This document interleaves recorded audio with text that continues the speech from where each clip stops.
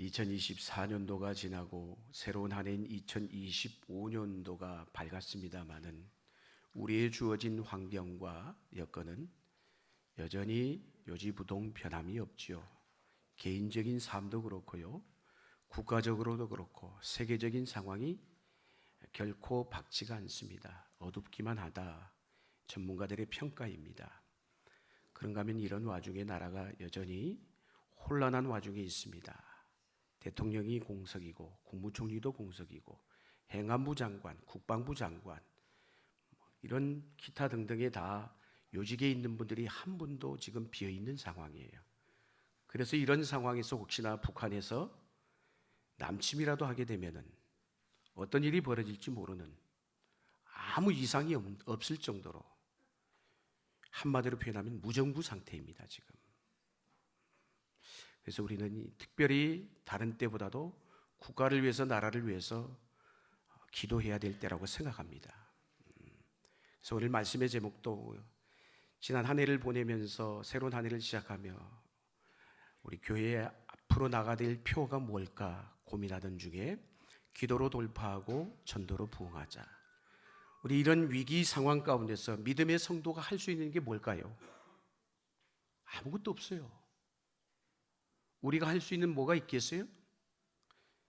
여전히 이 세상을 여전히 다스리시고 통치하시는 만왕의 왕 되신 그 하나님 앞에 도움을 구할 수밖에 없는 거야.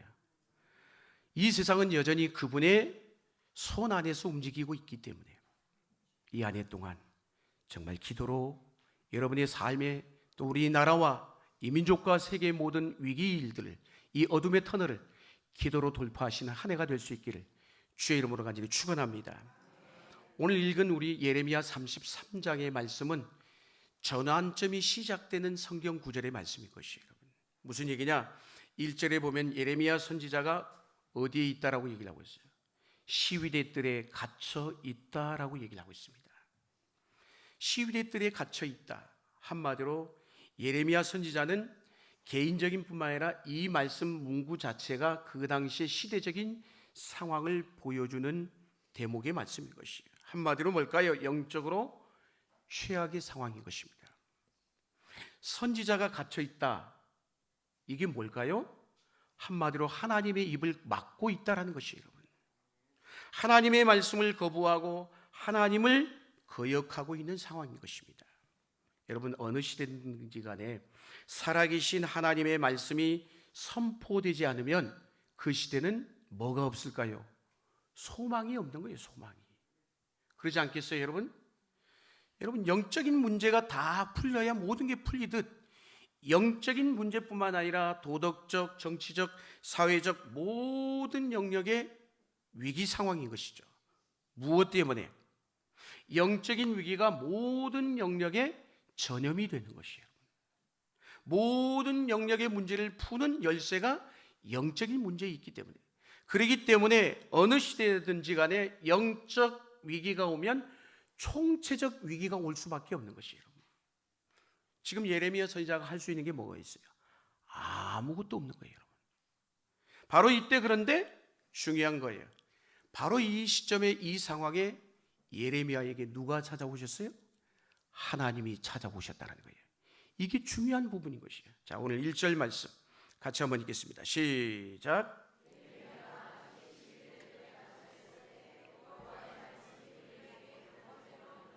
아멘. 여기에 갇히다, 그리고 뭐라고 했어요? 임하다.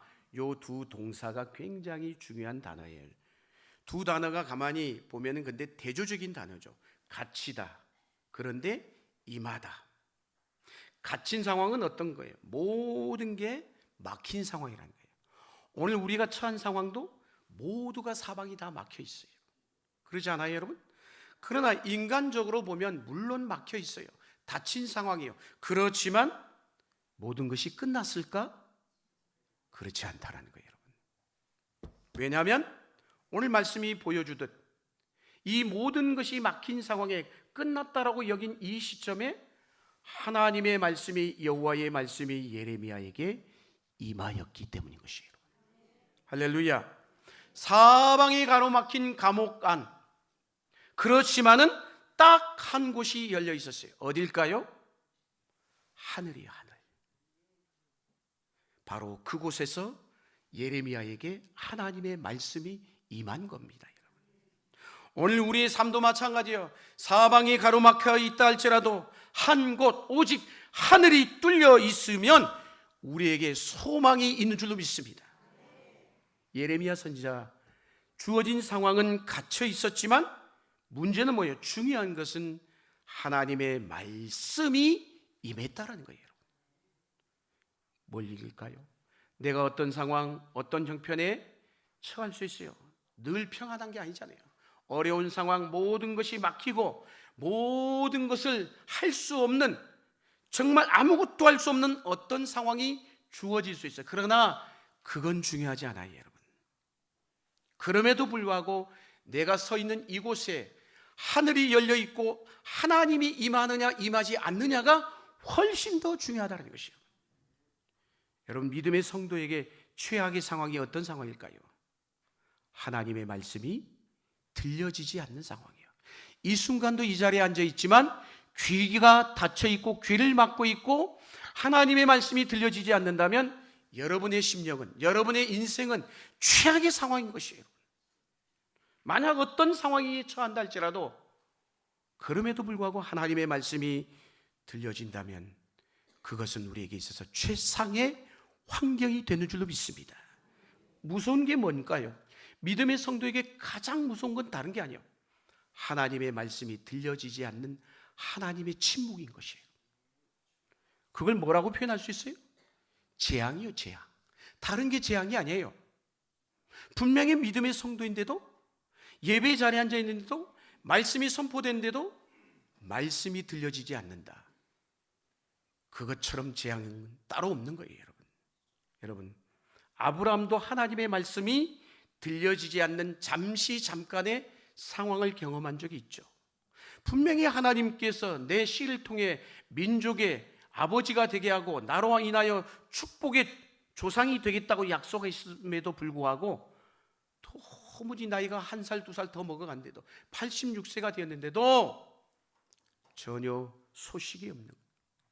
그러자 아브라함이 어떻게 해요? 인간적인 방법을 동원했죠. 누굴까요? 자기의 몸종인 하갈을 통해서 이스마엘을 낳았어요. 그리고 나서 한참의 시간이 흘러서 다시 정확하게 하나님의 때에 아브라함에게 오셔서 내 씨로 말미암아 민족의 아비가 되게 하겠다고 약속하셨죠. 저 하늘의 별처럼, 저 바닷가의 모래처럼 무수한 민족을 만들겠다고 약속하셨어요. 그 기간이 몇 년인 줄 아세요? 86년에서 100세, 13년이라는 시간이에요. 그런데 그 13년의 시간은 성경에 단 한 줄도 기록이 되어 있지 않아요, 여러분. 기다리지 못함으로 인해서 인간적인 생각이 동원되었기 때문에 하나님의 말씀이 들렸던 거예요, 안 들렸던 거예요? 들리지 않았던 거예요.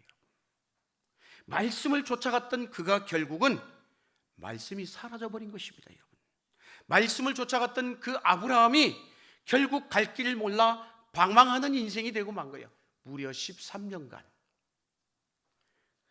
그런 최악의 세월을 아브라함이 보내야만 했다는 것이에요, 여러분. 여러분, 신약과 구약의 시대가 몇 년입니까?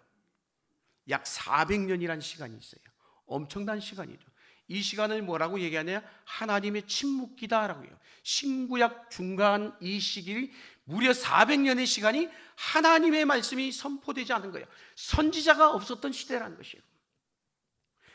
세례 요한이 이 땅에 출현할 때까지 이스라엘은 영적 어둠의 터널을 통과해야 됐다는 거예요. 그게 400년 동안인 것이에요. 여러분, 하나님의 말씀이 나에게, 우리에게 임하기만 하면 소망이 있다는 거예요. 여러분, 살아계신 하나님의 말씀이 이 강단에서 흘러가기만 한다면 그 시대는, 그 교회는, 그 인생은 소망이 있는 줄로 믿습니다. 날마다 우리가 기도할 때 뭘 위해서 그래서 기도해야 돼요? 강단에 선포되는 말씀을 위해서 기도해야 돼요. 특별히 이 한 해 동안 그것을 위해서 기도해 주길 주의 이름으로 축복합니다. 하늘에서 임하는 말씀이 우리 가운데 임하기만 한다면, 왜? 우리는 소망이 있기 때문인 것이에요. 어느 시대든 간에 하나님의 말씀이 선포되느냐 선포되지 않느냐, 이 선포되는 강단이 매우 중요한 것이에요. 여러분, 영국에 여러분 기독교 신앙의 전성기를 이루었던 때가 어디냐? 영국의 그 유명한 마틴 로이드 존스 목사님이 그 입에서 불같이 폭포수같이 말씀이 쏟아졌을 때 영국 신앙의 전성기였어요. 여러분, 아십니까? 무슨 얘기일까요? 하나님의 말씀이 누구에게든지 임한다면 소망이 있다는 것이에요. 개인도 마찬가지고요, 가정도 마찬가지인 것이에요. 어떤 상황에 처하느냐 있느냐가 중요한 것이 아니라 하늘이 열려서 하나님의 음성이 들리느냐가 안 들리느냐가 훨씬 더 중요하다는 것이에요. 오늘 이 시간 하늘이 열리는 은혜가 있게 되기를 주의 이름으로 간절히 축복합니다. 한 말씀이라도, 이 지금 선포되는 말씀, 하나님의 오늘 우리 성경의 말씀은 로고스의 말씀이지만 이 말씀이 선포될 때 여러분이 깨달아지는 레마의 말씀이 여러분의 심령밭에 뿌려지면 변화의 역사가 일어나게 돼 있다는 것이에요. 사랑하는 여러분, 절망이 소망으로, 여러분의 한숨이 신음이 노래가 되는 은혜가 있는 것이에요. 말씀이 우리 가운데 임하게 된다면. 그래서 이 임하심의 경험은 엄청난 축복 가운데 하나인 것이에요. 여러분, 어떤 책에도 어떤 사람들에게도 임하심이라는 건 없는 거예요. 오직 우리 신앙 안에만 하늘로부터 임하는 것이에요. 여러분, 예배 때마다 이 임하심의 역사가 있다면 그곳이 때로는 시위되든 감옥이든 내 삶의 형편의 환경이 어떤 상황에 있든지 간에 하나님께서 반드시 우리를 소망으로 이끌어 주실 줄로 믿습니다. 오늘 그래서 3절에 뭐라고 얘기합니까?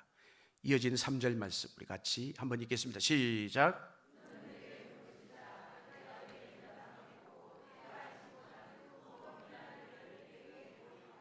아멘. 예레미야 선지자에게 하나님 뭐라고 했어요? 내게 부르짖으라 라고 말씀하고 있어요. 이게 어떤 의미예요?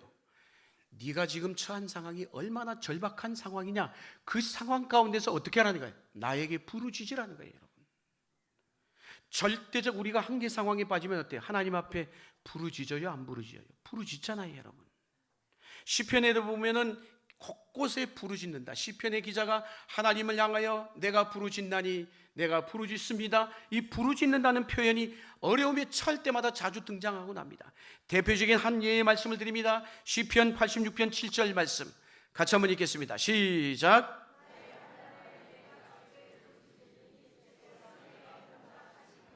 내가 환난 날에 내가 주께 부르짖으리니 주께서 내게 응답하시리이다. 예레미야 선지자에게 하나님께서 부르짖으라고 하신 이유가 뭘까요, 여러분? 예레미야 선지자 자체가 기질적으로 우울질이에요. 우울질이 어때요? 소극적이야. 매사에 매사가 침통하고 매사가 움츠러들어요. 앞으로 나가지를 못해.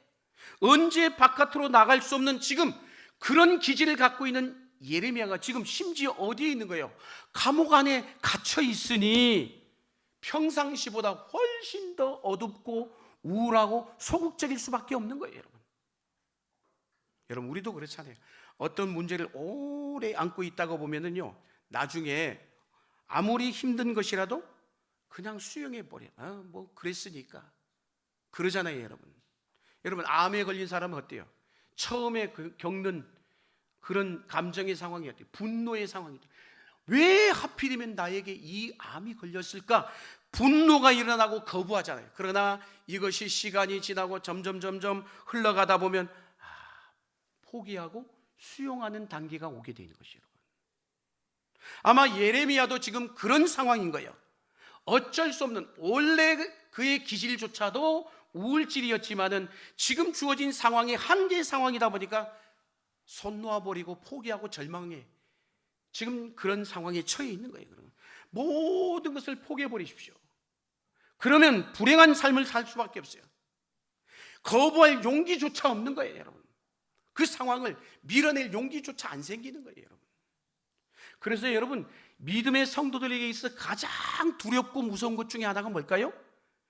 주어진 상황이, 어려움의 상황이, 절망의 상황이, 낙심의 상황이 오면은 어떻게 해야 돼요? 믿음의 성도 일어나서 하나님 앞에 나가 부르짖어 기도해야 되는데 기도할 엄두조차 나지가 않는 거예요, 여러분.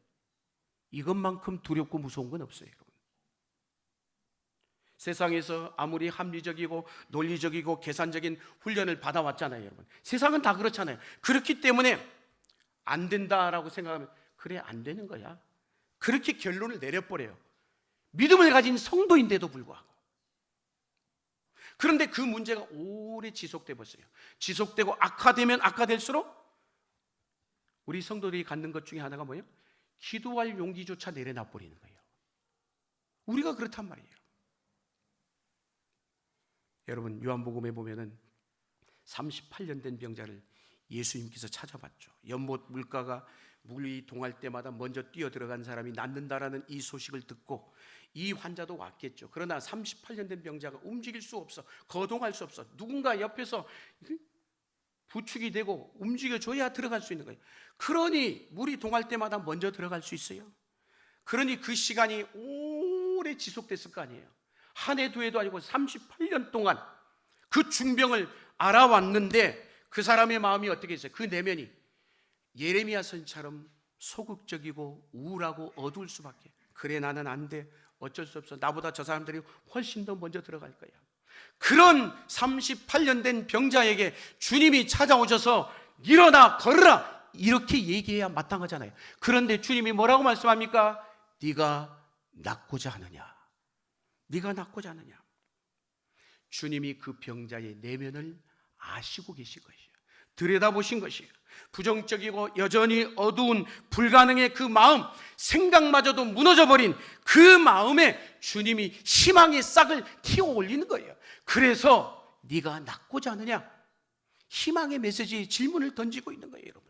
그 심령에 주님의 희망의 불씨를 키우고 있는 것입니다, 여러분. 여러분, 우리도 마찬가지예요. 힘든 삶 속에 있다가 보면 조금이라도 남아있던 자신감마저도 사라져버릴 경험을 할 때가 있잖아요. 하나님은 그런 움츠려 있는 예레미야에게 뭐라고요? 부르짖으라는 거예요. 오늘 이 아침에도 우리를 향하여, 절망과 낙심 속에 한숨 속에 있는 우리를 향하여 뭐라고요? 부르짖으라는 거예요. 부르짖는다는 말은 뭘까요? 얼어붙은 우리의 마음을 활짝 열라라는 것입니다. 어떤 사람은 문제가 있어도 부르짖지 않습니다, 여러분. 그건 뭘까요? 아직도 짓눌려가지고 안 된다, 그래 지금까지도 안 되는데 못해, 할 수 없어, 안 된다, 이 생각이, 이 마음이 그 사람의 마음을 딱 지배하고 있기 때문에 그런 것이에요. 부르짖는다는 이 마음속, 이 말에는 그동안에 가지고 있는 절망의 응어리가 터져서 부르짖어 기도하는 것을 얘기하는 것이에요. 여러분, 부르짖고 기도하지 못하는 사람은 아직도 그런데 그 응어리에 사로잡혀 있는 것이에요. 여러분, 찬양과 기도를 크게 해야 되잖아요, 여러분. 기도도 크게 안 나와. 찬양도 그냥 입에서 오물오물 나고 있어. 여전히 그 내면 속에 어둠과 답답함과 응어리진 게 남아있는 거예요. 그걸 털어내서 하나님을 높이 찬양하고 크게 부르짖어 하나님 앞에 기도하며 나갈 때 우리의 감정의 변화의 역사가 일어나는 것이에요. 하나님은 이런 예레미야의 기질과 상황을 보면서 왜 기도하라고 할 수도 있잖아요. 너 기도해, 이게 아니에요, 여러분. 부르짖으라는 거예요, 여러분. 부르짖는 순간 내 안에 있었던 어둡던 생각이 떠나가는 놀라운 역사가 있기 때문에 그런 것이에요. 하나님은요, 항상 당신의 일을 시작하기 전에 가장 먼저 하시는 게 있어요. 뭘까요? 우리로 하여금 기도하게 하신다는 거예요. 엎드리게 하신다는 거예요. 모든 역사를, 하나님의 역사를 들여다보세요. 뭔가 하나님이 역사를 새롭게 시작할 때 보면 항상 뭐예요? 기도로 하게끔 하는 거예요. 오늘 예레미야 선지자에게도 똑같은 거예요. 하나님이 뭔가 역사를 이루려고 하니까 예레미야가 찾아오셔서 부르짖으라, 기도하라고 말씀하시는 것이에요, 여러분. 사랑하는 여러분, 혹여나 여러분 삶 가운데 어떤 문제 가운데 놓여 있을 때, 인생길 걸어가다가 힘든 일을 만났을 때마다 내 마음에 기도하고 싶다는 마음이 있다라면 그건 누가 준 마음일까요? 하나님이, 성령께서 주시는 마음인 줄로 믿습니다. 하나님의 역사의 현장을 들여다보세요. 뭔가를 행하신다면 그 전에 반드시 하나님은 뭐를 하게 하느냐? 기도하게끔 한다는 거예요. 여러분, 하나님은요, 당신의 일을 하기 전에 꼭 우리로 하여금 주님 앞에 엎드리게 하십니다. 우리나라의 기독교의 역사를 봐도 그래요, 여러분. 우리 한국교회가 부흥했던 시기가 언제입니까? 1907년에 대부흥의 평양에서 운동의 역사가 일어났죠. 그러나 그 이전에, 훨씬 이전에 1903년도에 원산에서 회개하는 대부흥 기도운동을 일으킴을 통해서 1907년에 부흥의 운동의 시발점이 되게 했다는 것이에요. 여러분, 우리 가운데도 보니까 오순절 교통에 계시다가 우리 교회 와서 이렇게 정통 장로교에 와서 신앙생활하는 분들이 계시야 돼요. 여러분, 현대 순복음 안에 있는 이 오순절주의 운동 어떻게 시작된 줄 아세요? 전 타교당이지만 역사를 공부하면서 알아요, 여러분. 미국에 있는 아주사 거리에서 몇 사람 안 되는 평신도 이 몇 사람이 2층 다락방에서 마침 120명의 성도가 오순절날 마가의 다락방에 기도했을 때 성령이 임했던 것처럼 그 몇몇 안 되는 평신도들이 다락방에 기도했는데 그곳에 성령이 임한 거예요. 20세기 말에 가장 강력하게 일어남으로 오순절 교단의 시작점이 된 거예요, 여러분. 아십니까? 사랑하는 여러분, 우리 안에서 기도가 시작될 때부터 일이 시작되는 것이에요. 기도가 일어나지 않고 있다면 우리 안에는 어떤 일도, 아무 일도 일어나지 않아요, 여러분. 영적 세계 일의 순서가 뭐냐?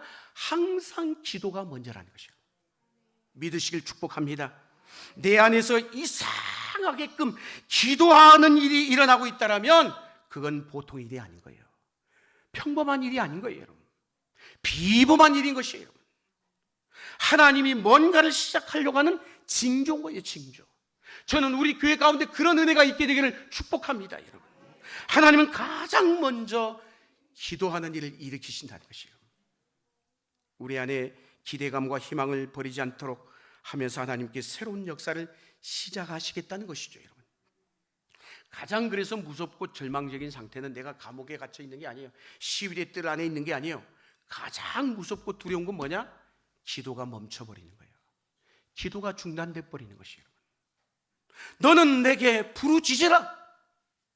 절망과 포기의 자리를 들고 일어나라는 것이에요, 여러분. 그러므로 우리가 부르짖으라고 하는 이 말씀은 단순한 기도의 요청이 아니에요. 너의 지금 삶의 태도를 바꾸라는 거예요. 포기하고 두 손 놔버리고 절망해서 주저앉아 울며 탄식할 것이 아니라 그 삶의 태도를 바꿔서 적극적으로 주님 앞에 나와 주여 나를 도와주소서, 우리를 붙잡아 주소서 부르짖으라는 거예요, 여러분. 소극적인 자세에서 적극적인 자세로 바꾸라는 것입니다, 여러분. 그래서 마태복음 7장에도 산상수훈에 예수님이 뭐라고 했어요? 구하라, 찾으라, 두드리라. 이 말씀만큼 적극적인 요청이 어디에 있겠습니까? 한마디로 없다고 주저앉아만 있지 말고, 잃었다고 안타까워만 하지 말고, 다쳤다고 이제 다 끝이라고 여기지 마시고 구하고 찾고 두드리면 우리 안에 주어진 모든 문제와 상황이 하나님의 역사하시고 개입하심으로 바뀌는 은혜가 있게 될 줄로 믿습니다. 여러분, 우리가 기도하는 것 쉬운 것 같지요? 기도가 얼마나 어려운데요. 노동이에요, 여러분. 그러나 기도가 되기만 하면 문제를 이겨내는 것이에요, 여러분. 그러나 기도가 잘 안 되는 게 문제잖아요. 하나님께서 예레미야에게 뭐라고요? 오랫동안 절망적인 상황에 익숙해진 너의 삶을 털고 일어나서 살려달라고 소리치라는 거예요, 여러분. 문제는 뭐예요? 내가 문제인 거예요. 너의 안에 있다는 거예요. 여러분, 기도가 응답이 되고 안 되고가 중요한 게 아니에요. 중요한 건 뭘까요? 어찌됐든 간에 내가 기도의 자리에 앉아서 기도한다라는 게 중요한 것이에요. 기도의 자리에 앉아가지고 기도가 구구절절히 청산유수로 막 쏟아내는 게 아니에요. 주여, 주님 나는 아무것도 할 수 없습니다. 주여 도와주셔서 몇 마디 안 하지만 그 자리가 귀한 자리고 그 자리가 하나님의 역사의 자리가 되는 것이에요, 여러분. 우리 가운데도 보면 너무 익숙하게 기도의 자리에 나와서 부르짖는 성도가 있는가 하면 거꾸로 어떤 사람이 이게 쉽지가 않아. 본문은 그래서 오늘 뭐라고 얘기합니까? 예레미야에게 감옥에서 나오게 해주겠다? 이렇게 얘기하면 얼마나 좋겠어요. 우리도 아마 이렇게 하나님이 약속하시면 당장 올 거예요. 아마 너의 경제적인 문제 지금 해결해 줄게. 그러면 올 겁니다. 아마 다 오지 말라고 해도 올 거예요, 여러분. 그러나 하나님은 그렇게 응답하시는 분이 아니에요. 감옥 안에 있느냐 감옥 밖에 있느냐가 그게 문제가 아니에요. 내게 처한 상황이 문제가 아니에요. 어떤 상황에 있다 할지라도 뭐라는 거예요? 감옥에 있다 할지라도, 갇혀 있더라도, 사방이 막혀 있다 할지라도 기도의 자리에 나오라는 거예요. 초청하고 계신 것이에요. 하나님께 부르짖으라고 하실 때 뭐라는 거예요? 부르짖으라고만 한 게 아니에요. 부르짖으면 내가 내게 뭐 하겠고? 응답하겠고 하나님의 일이 시작된다는 걸 약속하고 있는 것이에요. 여러분, 너는 내게 부르짖으라. 응답을 약속하셨어요. 성경에 보면 얼마나 수많은 기도의 응답의 이야기들을 우리에게 들려주고 있습니까, 여러분? 기도의 결론은 똑같은 공식이요. 기도는 응답이 된다는 것이에요. 반드시 응답이 된대요.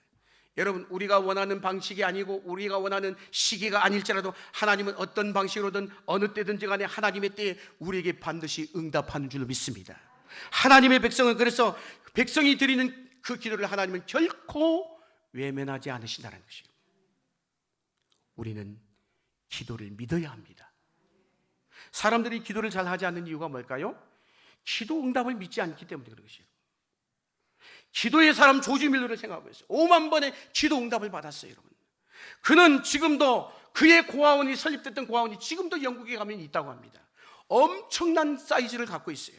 학교까지 설립해가지고 운영할 정도로, 왜? 고아들이 거기 와서 살면서 자기가 자활해서 자생하게끔 고아원에서 그 일들을 감당하고 있어요. 알다시피 그 고아원을 설립했던 조지 밀러는 어느 누구에도 손을 벌린 적이 없어요.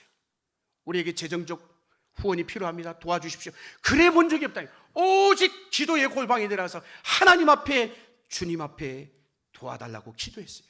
그랬을 때 그의 자서전에서 5만 번이라는 응답을 받았다고 쓰여지고 있는 것입니다, 여러분. 한 푼도 없이 운영했는데 현재 돈으로 따지면 7억 불이에요. 7억 불. 그 정도의 하나님의 공급하심의 은혜를 체험한 사람이 조지 밀러인 것입니다, 여러분. 우리가 잘 아는 선교단체인 OMF라는 선교단체가 있습니다. 이 선교단체를 창설한 시발점이 누구냐? 중국 선교의 아버지인 허드슨 테일러예요. 허드슨 테일러도 그 역시도 선교 방식이 뭐냐? 우리가 선교하려면 기도 후원만 있는 게 아니잖아요. 재정 후원이 있어야 되잖아요. 도와달라고 있어야 되잖아요. 교회의 도움, 어느 개인의 도움이 필요한데 어느 누구에게도 나를 도와주십시오 요구하지 않았다는 거예요. 이게 허드슨 테일러인 것이에요. 그래서 OMF 선교단체의 선교사들은 후원에는 없지만 뭐만 있는 줄 아세요? 기도회는 있어요. 기도회는. 아십니까? 오늘날까지 그래서 그 선교단체가 건강하게 운영되고 있어요. 그럼에도 불구하고 기도는 응답되는 줄 믿으시길 축복합니다. 기도를 믿으셔야 하는 거예요. 기도를 믿지 않으면 어떻게 기도할 수 있겠어요, 여러분? 기도에 대한 강력한 믿음의 확신을 가지고 기도하면 하나님은 반드시 우리 인생을 바꾸어 놓으실 줄로 믿습니다. 3절에 뭐라고 얘기합니까? 3절 말씀 다시 한번 읽겠습니다. 시작. 아멘. 응답을 말씀하고 있어요. 그 응답이 그냥 말로 끝나버리느냐? 백지수표가 아니에요. 공수표가 아니란 말이에요. 죄송합니다. 6절 이하에 보면 응답이 구체적으로 나오고 있어요. 하나님의 이스라엘에 대한 용서예요. 패역한 백성이었어요. 늘 하나님 앞에 반역하고 불신했던 백성이었어요. 그런데 하나님께서 마음을 돌이키시고 이스라엘을 용서하십니다. 한마디로 이스라엘의 회복을 의미하는 거예요, 여러분. 그 정도로 끝나지 않았어요. 7절 하반절에 뭐라고 얘기합니까? 7절 하반절 말씀 같이 읽겠습니다. 시작. 처음과 같이 세울 건 뭐라는 거예요? 지금 이스라엘은 망가져 있어요. 망가진 이스라엘을 완벽하게 회복을 약속하고 있는 것이에요. 하나님의 도성 예루살렘을 처음과 같이 영광스럽게 회복하겠다고 얘기했어요. 사랑하는 여러분, 이처럼 기도는 회복을 가져다 준 줄 믿습니다. 하나님의 응답은 약간의 조금의 돌봄이 아니라 어떤 것이든 온전케 회복시키는 역사를 일으킨다는 것이에요. 그리고 한 걸음 더 나가 9절에 뭐라고 얘기해요? 9절 말씀 이어서 읽겠습니다. 시작.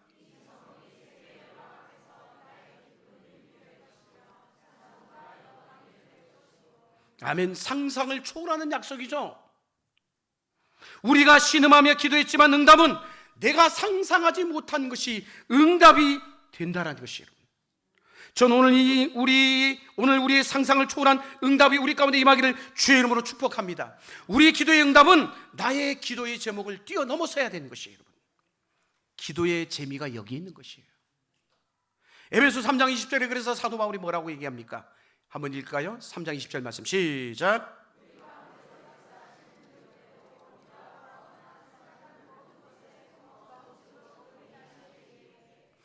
아멘. 기도의 응답은 우리의 생각을 훨씬 뛰어넘는 줄로 믿습니다.